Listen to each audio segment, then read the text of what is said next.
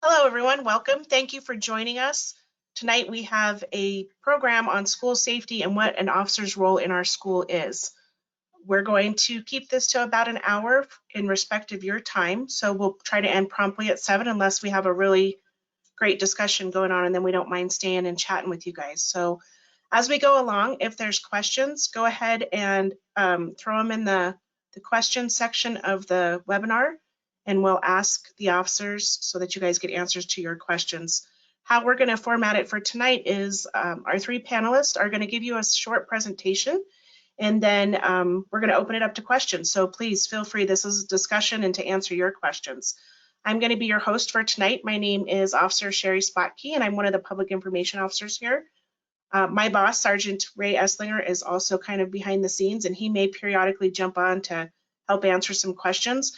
But our three main panelists tonight are Sergeant Drew Smith in the middle, Officer Logan Buckner, and Officer Kelly Jacobson. So I'm going to go ahead and turn the program over to them and let them get started. Awesome. Well, thank you, guys. Thanks for joining us. Like Officer Spotke said, I think it's a great opportunity for us to kind of talk about school safety, what we do in our schools, and why we're so important out in the community. But I want to give you a little background of what an SRO is and how it started. So it first started in 1953 in Flint, Michigan, where it fully gained traction in 1968 in California. The program was to revitalize its image in youth, which is kind of what we do today still. The early adoption of the program involved placing officers in middle and elementary schools to foster relationships between the local police department and the youth. This continues to be the same goal that we try to interact with our youth today, but majority of it is spent in the middle and high schools. So since the inception of the SRO program, the program has consistently stayed steady as more of a mentorship, education to crime prevention and law enforcement programs. In the 1980s and 1990s is when the SROs really fully started to gain traction, and it started with the DARE program, which I think a lot of you guys might be familiar with, which was drug abuse and resistance education. The Westminster Sro Program began in the 1990s with Westminster High School, which we still have a partnership with today. And as each high school was built in the city of Westminster, we put a SRO in that program. And I'm pleased to announce that today we have 7 SROs serving the community. We have 56 schools and roughly 60,000 students every day in our school systems. Within those schools, we have 3 high schools, 4 middle schools, approximately 48 elementary schools. We have 1 main charter school, several religious schools. We have a private school and 2 colleges that we serve. All of our SROs are certified police officers. We attend all the same in-service training that all of the officers do. The testing process to become an SRO is very intense. There's our oral boards that consist of staff members with the school, supervisor ratings. You have to be a minimum of a senior police officer, so you have to be a police officer of 3 years, and all of our police officers volunteered to do this. The approval has to come from the chief of police before putting them into schools, and then each of our SROs have a 40-hour basic course that they've attended. All of them are CIT trained, and the majority of them have gone through advanced certification to become an SRO, which is another 24 hours of service.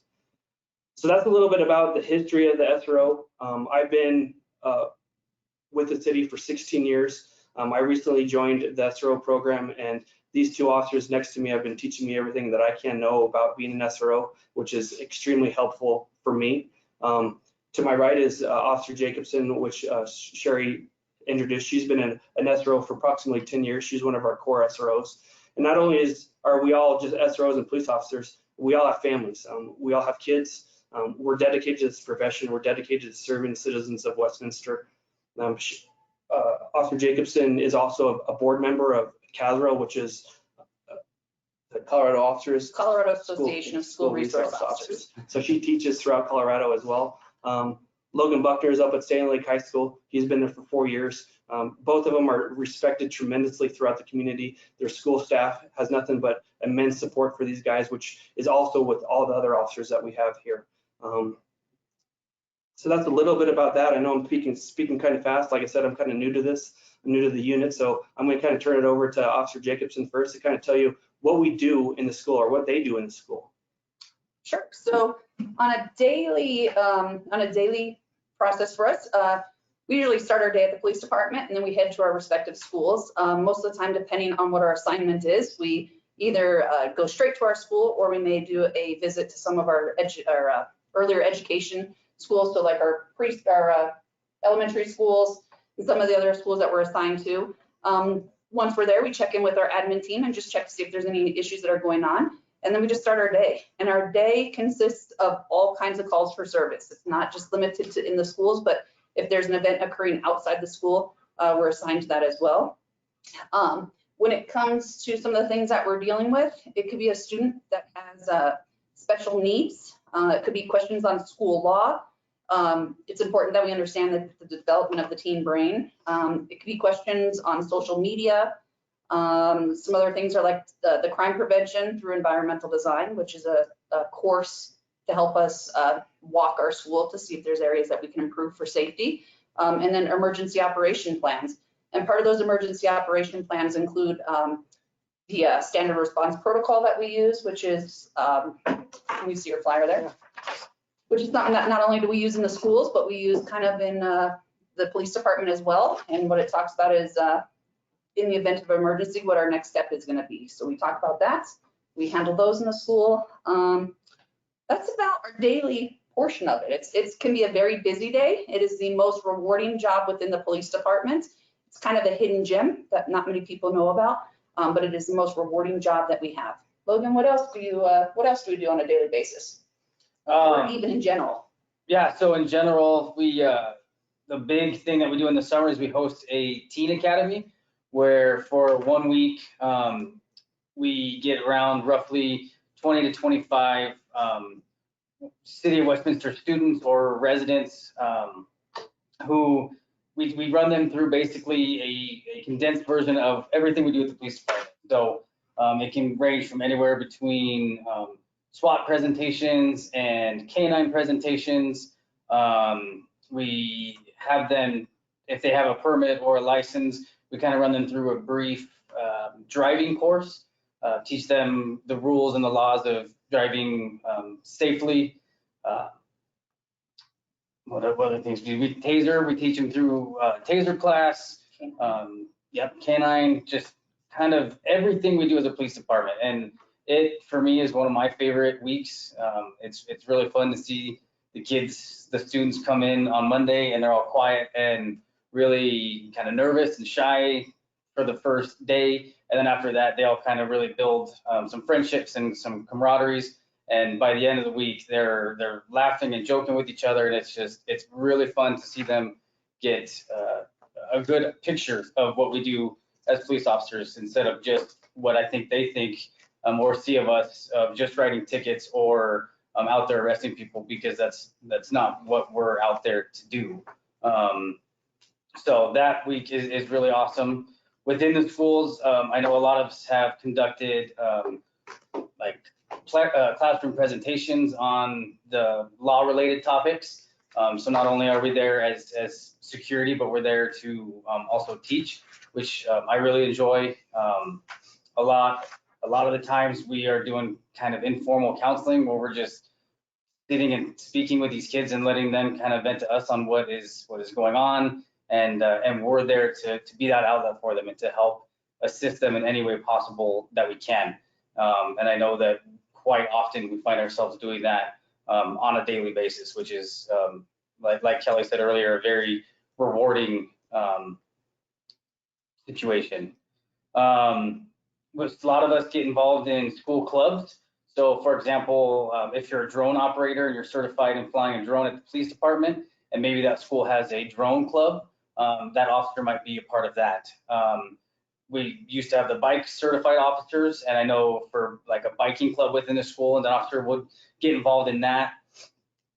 So we really like to try to do and get involved in as many extracurricular activities that we can. A lot of us work overtimes at the athletic events, proms, homecomings. We also, I've worked at like Battle of the Bands before, after school, the plays we try to attend. So really just getting involved in those extra activities, again, is rewarding on our end, but it also kind of, I think, help support everybody in general. Another example is having kind of mock court scenarios. Again, just extracurricular activities. A lot of times, I know I've not only just in the high school, I've also gone to the elementary schools, because it's kids these days, they're getting cell phones at earlier and earlier ages, and so we like to do presentations on how to be safe and appropriate with those cell phones and social media, and try to prevent them from doing anything that they shouldn't be doing on social media. And a lot of elementary schools reach out for us to do that, and they're very appreciative. And usually they say that helps teach those students how to be safe. Along the kind of lines of presentations, I know we do presentations to school staff as well on how to, as a team and as just a unit of the whole building, we can keep everybody safe, and just tips and tricks on whether it be keeping doors locked so that in the case of an event, a critical event, all they have to do is pull their doors closed instead of having to get out in the hallway and try to use a key to lock the lock and then close it. And so just simple things like that, doing presentations on keeping everybody safe. And I know that we've gotten really good feedback from that. We've done safety assemblies before that, just again on crime prevention and kind of what it looks like if for some reason a student received a ticket or was arrested, kind of what that would look like on a court side, so that we could hopefully help prevent them from even making that decision initially. That way they just have the knowledge of what could happen and what the repercussions could be, and prevent that from happening. Some of the SROs have been volunteer coaches for football, volleyball, baseball, basketball. Some of us, I know we have some that get involved in powder puffs during homecoming week. They'll help coach the girls flag football during that week. So just along those lines of just getting involved. I know it's not, for us, we're not just sitting in our office. We don't want to be sitting in our office. We want to be out there engaging with our students in the hallways and just having conversations of how was your weekend, or hey, that baseball game was awesome, you guys did great, that type of thing. And we get really good feedback from the students on that. Some programs that are out there that have also SROs put together, one of them is called Every 15 Minutes, which is just, usually they do that around prom. It's a big giant presentation, an all-day thing where it's to help educate and prevent drunk driving when it comes to juveniles and just anybody in general. And so there's all kinds of classes like that we put on. There's also a mobile drug education center, which is basically a trailer that our Nevada Police Department has put together for anybody to use. And it's a mock bedroom on the inside. And what we do with that is have teachers, whether it's teachers or parents, come in and they can walk through it. And within that room, there are hidden items like vapes or branding on t-shirts that are referencing illicit drugs that maybe a parent doesn't even know what that emblem means. Or there's some shirts out there that have hidden pockets and hats and stuff that have all these hidden pouches in them to basically hide paraphernalia, vapes, whatever it may be, drugs. And we then use that to educate the parents on what to look for in their child's room. And I know that has helped a lot. I've used it once before, and just the feedback from the parents were like, wow, this is amazing. I had no idea that any of this stuff even existed. So we get really good feedback from that. So I mean, there is tons of extra things that we get involved in outside of just protecting the school. I just want to say that I know it's a little bit different for Sergeant Smith because he has to invest in a lot of different schools. But I know for Logan and I and any of the other officers that belong to the school resource officer unit, that we take a lot of pride in our school and that we belong to our school. And if something happens, we say, oh, that's one of my kids. That even though we have our own families, we still have 1,800 kids that we consider our own at our schools. So we take a lot of pride in the school that we belong to. You know, we wear our uniforms every day, but on our weekends or on our off time or training, usually we're walking around the police department with something like a Stanley Lake Gators baseball shirt or an Academy Charter School volleyball team shirt, just to show that we take a lot of pride in the school we belong to. So I think you can see that we all wear multiple hats, from being a mentor to a role model, to a public safety educator, to an informal counselor. All of our SROs are carefully selected. As you can see, they're specifically trained, they're properly equipped, and they're really good at their job. And as their supervisor, I'm really proud to be associated with these 7 officers that I get to work with on a daily basis. Because like Officer Jacobson said, they're prideful in their schools, they're prideful in their jobs. They take pride in going to their school, providing safety to not only the students, but also the staff.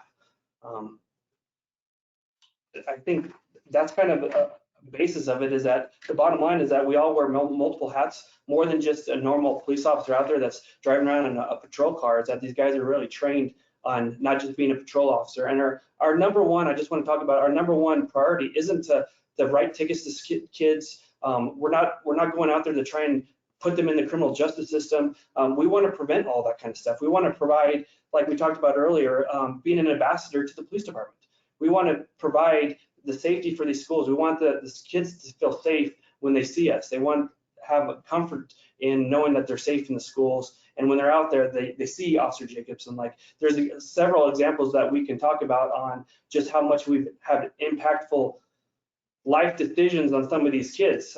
Several years ago, I was a football coach for Sand Lake High School as a freshman football coach, and I didn't know what kind of impact I was going to make on these kids. I played football in college, and that's something that I really enjoyed. And several years later, one of my athletes is now a police officer with the city of Westminster, striving in his position.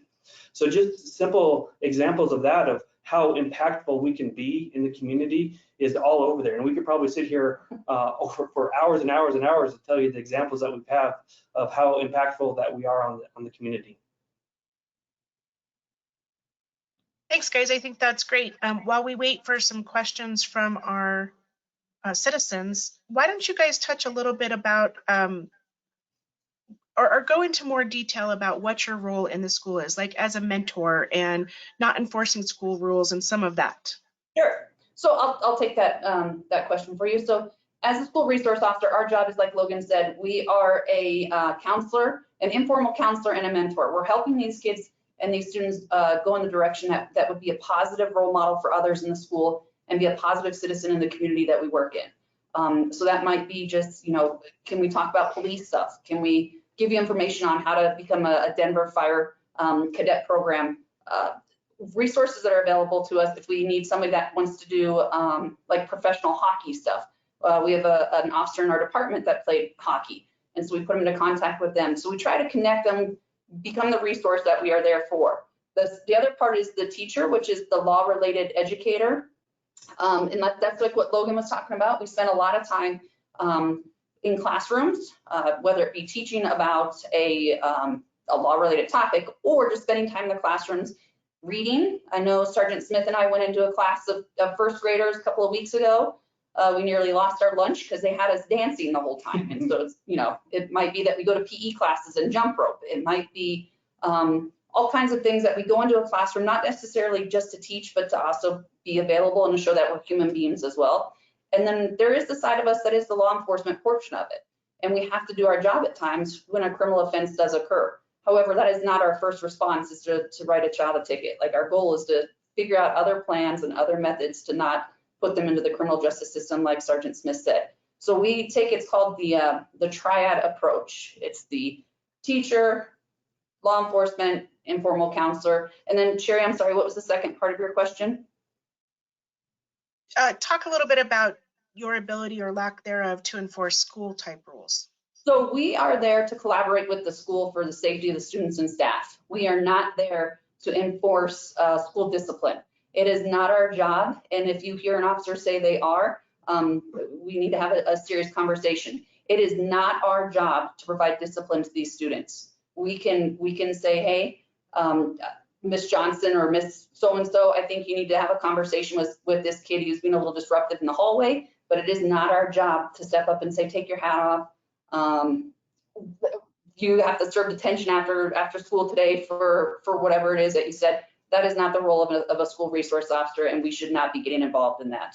And I'm speaking on behalf of the 7 of us as SROs that we have all been trained. That is not our responsibility to do that. Well, and I think it just makes it easy in the way I describe it to the kids and staff is we don't enforce school policy, we enforce the Constitution. We're within the school, there's still that Constitution that has to be abided by, and when that is broken, that's what we're there for. We're not there to put a discipline in for a broken district rule or whatever it may be. No. Okay, we have a couple of citizen questions, but just a couple other things that I want you guys to touch on before we get there. Logan, I believe you mentioned CIT, and for those who aren't familiar with that, could you explain just a little bit of what that is and how it's applicable in the schools? Yeah, absolutely. So CIT stands for Crisis Intervention Team. What we do with that is it's a 40-hour class that the majority of our officers go through, and definitely our SRO officers. And it's lots and lots of presentations on how to communicate with people in crisis when they're, and it might be a mental crisis, it might be an intoxication crisis, it might be, who knows? And it really teaches us how to communicate and build a rapport with those individuals and hopefully find an end result that will benefit them, that will help them down the road or at that time. I know within my school, within Jeffco, there are certain staff and security that they go through a child version of it, a juvenile version, and so it's all juvenile based. With ones we go through, there are juvenile scenarios, but there are a lot of adults, and they're actual hired actors that they hire for the entire week, and you go through specific scenarios where all you're trying to do is communicate with this person who's in crisis. It's an amazing program. I know I use it on a daily basis. It's another tool for us to use to really help either whether it's de-escalate a situation or just help a person who's in crisis get the help that they need. Do you want to talk about the co-responders? Because we do use those as well in the schools. Yeah, so recently we introduced the co-responders, which are mental health counselors that are here dedicated to the city. There's 2 of them. Patrol utilizes them a lot, but also we utilize them. We can call them up to the school if we're having some type of crisis at a school. We can call them, they can come and help us kind of a little bit more enhanced of that communication that we might not be able to do. Like I said, patrol utilizes them, the school resource officers utilize them, and they're so adaptable that they will actually come on their days off or outside of schools and go to these kids' houses as long as we're with them and have that conversation. So that's just another benefit of that first responder or that co-responder, program that we have. And crisis intervention teaches a lot of de-escalation skills, which is obviously helpful in all police encounters. So that's an important program that we're fully invested in here in the city of Westminster. One last question before I get to our 2 citizen questions. Logan, how do we get students registered for the Teen Academy? Great question. So we have a flyer here that I'll show real quick. I know that there is a lot. Let's see if it'll focus in, maybe. If it won't focus there, that's okay. It's on social media, Facebook, I believe Sherry, Instagram. I think we have Instagram too. Any of the schools, the high schools at least, have flyers all over the hallways that kids can easily just use their phones to scan a QR code that's on the flyer. It'll take them straight to the application that they then can fill out. Or if they can't scan it or they just want more information, they can come talk to any of the SROs or even stop into the PD lobby and say that they want to sign up or they want more information on the Teen Academy, and we can get them registered. Okay, great. We have a question from Parker. Parker, I'm going to unmute you so that you can ask your question and have a conversation with the panel. Maybe. There we go. Absolutely. And so my question was, can you hear me? Yes. Yes. And I'm sorry I was late to this, but I'm not quite sure if this is discussed already. But number one, how do you select this? How does a school resource officer get selected? And then how do we ensure that they're a good fit year over year? Like, do they have an evaluation, or, what kind of information? Yeah, so that's a great question. So we kind of addressed this earlier. So each officer has volunteered for this position. So none of our officers are selected, or I guess you should say appointed to this position. They have all volunteered. They've all shown interest in this. They have to go through an oral board process, which is an internal, interview process. There's supervisor evaluation. So all of the supervisors have to evaluate the SROs. We consult with staff of those schools, and then we make sure that they're a good fit for the staff. A lot of the times, like I mentioned earlier, is that they're carefully selected, is that we want to make sure that the officers that we put into schools are good communicators. They have the ability to be a good mentor, a good public safety educator. They're good communicating orally and written. And then the second part of your question, I think, what had to do with annual reviews. Is that correct? Yeah, that is correct. My question, my second part of the question is, how are they evaluated every year to make sure that they're still a good fit to be a school resource officer? So I would answer the question that they're evaluated all the time throughout the year. We evaluate every officer throughout the year, and we document any type of good behavior, bad behavior. And then each officer, including our SROs, have a performance review every single year.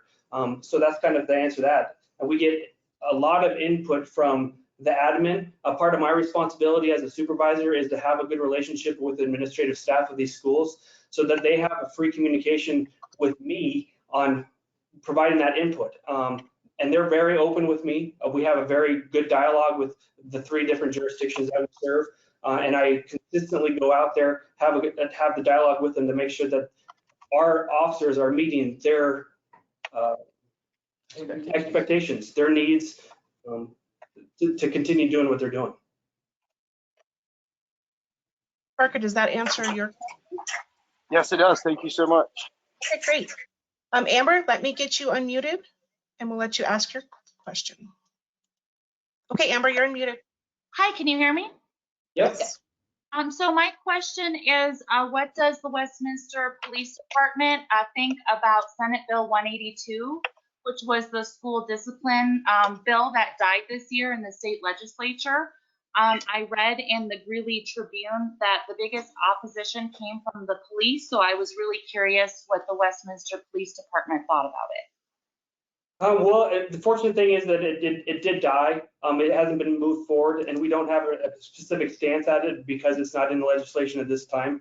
I think there's good parts about the bill, to be honest with you. I think there's bad parts about the bill. There was some impact that it could have on police officers and SROs. But at this point in time, we don't really have a stance on it just due to the fact that it's not moving forward. And if it does move forward in the next year, we'll be more vocal and have an official stance on that. Okay, thank you. That's a good answer. Tom, you have a question. Let me get you unmuted here. Can you hear me? Yes. I have a question. What governmental entity pays for the police presence in the schools?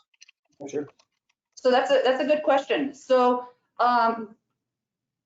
most of us work under what's called a memorandum of understanding. And so that is an agreement between the police departments and the school or the school district. And a lot of it depends on what it says in the memorandum of understanding, but for the most part, the school may pay a portion of the police officer's salary, and the police department pays another portion of it to equal the full amount. It just depends on the school district and how the memorandum of understanding is written. That's a good question. So Westminster lies in Adams and Jefferson County, so I'm guessing you have 2 memorandums of understanding. Are they identical for each county? It is not by county, it is by school district or by the school. So is a decision made at the school level whether or not to have a police officer in the school? I'm not sure if it's completely made at the school level or if it's made with conversation with the school district as well as the school. So this would come directly out of the school budget, then, the portion that would come from the school? I believe so, but not working for the school district, I can't answer where it comes from. And what percentages do you usually see? 50-50, 70% out of the municipality, or what? We have international government agreements with Adams County as well as the Westminster Public Schools. We're currently working on trying to provide one with the Jefferson County Schools, but at that point in time, that's not something that I can't comment because I don't know exactly where the budget comes from as far as from Adams 12 and from Westminster School Districts. Is this information available to Westminster citizens if they request it? You know, that's a great question. I'd have to get back to at that point with that because I don't have the exact answer for you. And I think if you provide your information to Investigator Spotke, we can get back to you and answer that question in a private forum. That's a great question, and we have your email address, so we'll look into it and get you a definitive answer. And we'll actually email it to all of the citizens that are on the board tonight so that you guys all have that answer. But we'll get a more solidified answer for you, and get that out to you. Thank you. Any other questions?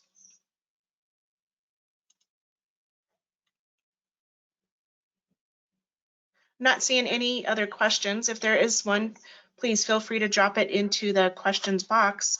I think the reason we wanted to come out tonight is just to give you guys an opportunity to talk to our SROs, to hear what our philosophy here in Westminster is, to kind of get a feel for what we do. These guys are available for questions and to you guys as parents all the time if you have issues or questions in the school. So please don't hesitate to reach out to them or to us with these questions. Legislation questions, if there's future legislation and you kind of want to know how it would impact schools or things like that, we'll be happy to have a discussion with you about those types of things. So appreciate you guys all being here tonight and participating. Do you guys have anything else? No, great questions. Thanks for all being here. I'm glad that we were able to kind of talk to you guys about the school resource program and why we're in the schools. And hopefully we were able to answer a lot of the questions. I know a lot of questions didn't come through, but hopefully during our dialogue, we answered some of the questions that you guys might have had and understand a little bit about the SRO program. Sergeant Smith, I know you talked kind of about a success story that you had where you coached a kid and now he's a police officer here in Westminster. Kelly or Logan, do either of you have a success story or a story that sticks out in your head? I have a specific student who 2 years ago decided that she was unsure if she wanted to join the military or not. And so I brought in a police officer that was a Navy officer as well. And she had a conversation with him and she decided to go ahead and join the Navy. I still get postcards from her at different ports that she goes to. So she addresses those and sends those to the school. And it just, every time I see one of those, it kind of warms my heart because it makes me think she's still thinking of me and I'm still thinking of her every time, you know, I see those postcards. So not only are we making an impact on these students, but they're also making an impact on us as well. And I know we see them in the community quite a bit. We go to, you know, a convenience store, we go to a restaurant, we go to a Starbucks, and they might be working behind the counter and they recognize us maybe before we recognize them. And there's something special about that. It warms our hearts. I know for me, it's just kind of in general, whenever we speak to a kid who is maybe in crisis or going through some hard times, and you're actually able to gain that rapport with them and they feel comfortable opening up to you. I've had incidents where a student comes to my office and is like, Officer Buckner, I just need to vent. I need a minute to just get away and hang with you and just vent. And I feel amazed. It's just an amazing feeling when that student comes directly to me and sits down and starts crying and just spills everything that they're going through and feeling, and I'm able to help there be that support system for them. And then they walk out of my office after that feeling better about themselves and knowing that they have somebody that they can trust within the school. I think that in general is just an amazing feeling for me, for all of us. And I think you guys are a great resource to our patrol officers because a lot of times if we deal with kids later in the evening or on the weekends or their families, they often reference you guys and know that you're a safe place to go and talk to. So I think that's a really important component to tie our patrol officers into the schools as well. So, Hey, Sherry, I just want to say that as an SRO, we're not just Monday through Friday from the start of school at 7:45 until 3:30. This isn't a simple schedule that we work. We are 24 hours a day available to the students, staff, and the community that we serve. Like that is a huge part of it. We do safe details all through the night. We get up and we answer those if it belongs to our students because we care about them. It's a job that we dedicate our years of service to for a reason, and it's because we care. So it's important for the community to hear that we do care and that we're there for your students. And I expect my own son at school for his SRO to do the same for him. And ultimately, our goal is to send our kids to school and have them come back in a better condition than they started with. So that's my goal every day, is to make sure these kids are going to school and then they're leaving back home at the end of the day in a better condition than I got them in. Tom has another question. Let me get him unmuted for you. Go ahead, Tom. Hi, thank you. My question is, can you compare your mental health / psychology training to those who are professionals in these fields? Did you guys hear the question? Yeah. Yeah. Can I so- say it again? No, We got it. Thank you.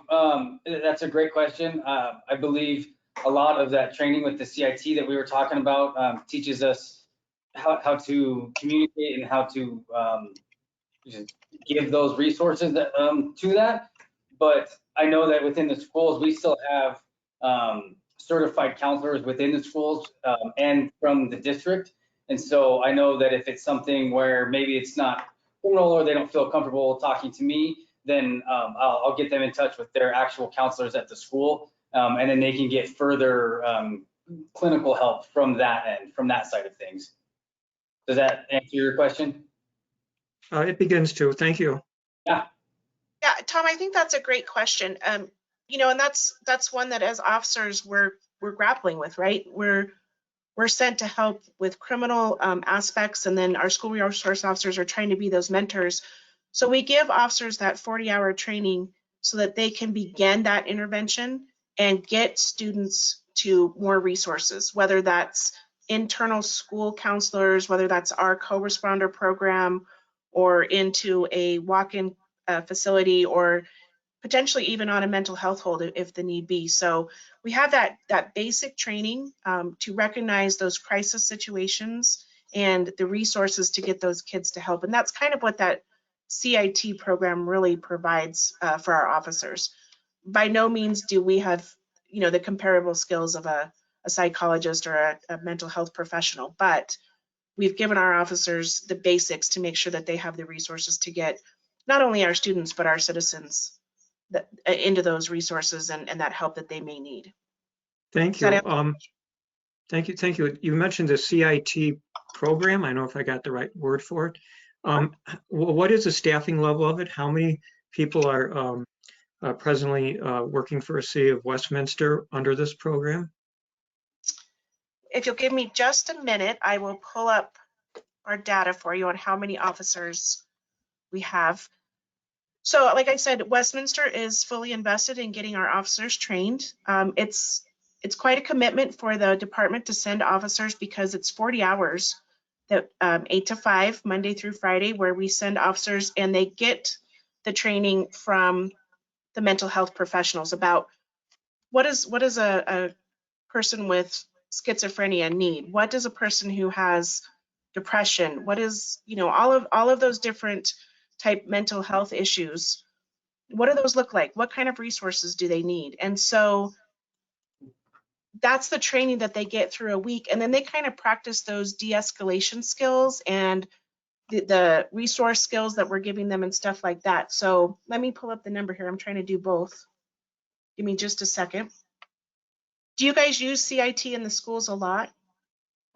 Yeah, absolutely. Yeah. I'd say if multiple times a week, if not almost every day. And it might just be something simple where we're able to point them in the right direction, or maybe we'll be able to ourselves help them out and make them kind of de-escalate and settle down and feel more comfortable with where they're at. So absolutely, we use it all the time.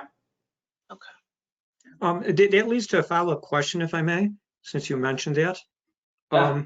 This crisis intervention training, is that offered or made available, or is it at all encouraged by the department for all officers? Because indeed, all officers don't always have a situation where physical violence needs to be used to control the situation.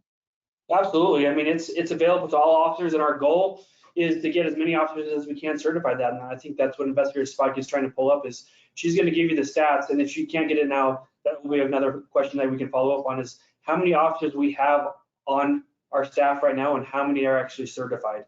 And I think once you get those numbers and you hear those numbers, you're going to be flabbergasted to see that a majority of our officers have gone through that training successfully. And we're proud that we're able to put so many officers through that program. Thank you. If you'll give me just a second, I'm trying to pull up this year's numbers for you, Tom. Give me just a second here. It's a great question.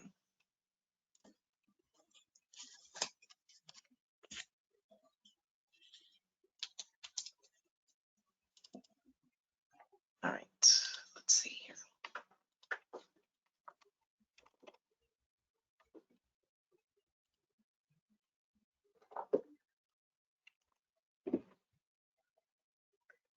We hover right around 70%. We have 197 sworn officers, Tom, and I'm trying to get the exact number here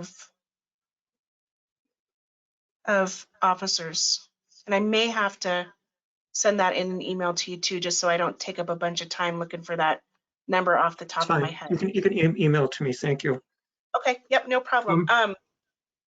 So. I'm sorry. Just wanted to add that, yeah, we're very invested in the program. Westminster is kind of a leader in the program in Adams County. We have several course directors. We currently have 2 directors that administer the program. We have 2 more directors that are in training. We have to have coaches that kind of coach the students, our officers, through the program to make sure that they're using the skills right, practicing the de-escalation skills. Westminster supplies a number of coaches. So Westminster is very invested in the CIT program. So, but I'll get you all of those numbers in an email. Thank the you. next day. There's something else that popped in my head, if I may ask it. Absolutely, please. My understanding is that right now there's a pilot program going on for body cams on the police officers. There's a pilot program trying to understand how to use them and what the rules are for turning them on. Do you envision having the body cams on the officers that go into schools as well? So I'm one of those super users, as we call them, one of those trial body camera users. As you can see, I have it on my uniform right here. So I've been utilizing it, and our next phase during this program is our SROs, and we fully expect all of our SROs to have them, as we expect all of our patrol officers to have them soon. So that program is being implemented as we speak. It's been out for the last couple of weeks, trying to just get the NICs out and figure out what's going on with them and that kind of stuff. But the next phase is making sure that all of our SROs have them. Thank you.